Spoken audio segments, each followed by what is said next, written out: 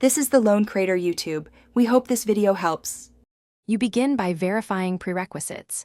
Make sure your Samsung has mobile data and signal, and the client device's Wi-Fi is off before connecting to the hotspot. Once those are set, toggle the phone's mobile hotspot off then on to refresh the NAT and DHCP lease. Reboot the client device next.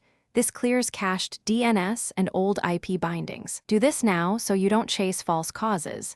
These quick resets often restore basic connectivity before you dig deeper into settings.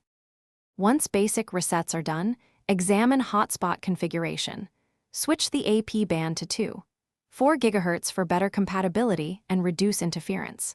Make sure the SSID and password match what the client uses. Disable any MAC filtering or add the client's MAC address to allowed devices so it isn't blocked. Then check the phone's hotspot settings to confirm it's sharing mobile data and that the client received an IP via DHCP.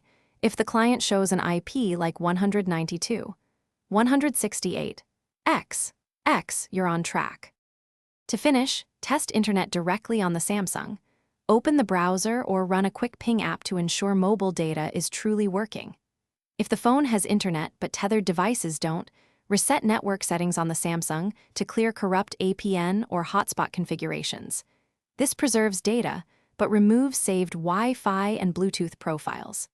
If problems persist, inspect APN values and toggle allow tethering with the carrier. As a last resort, contact your carrier. Some plans block tethering or require a setting change.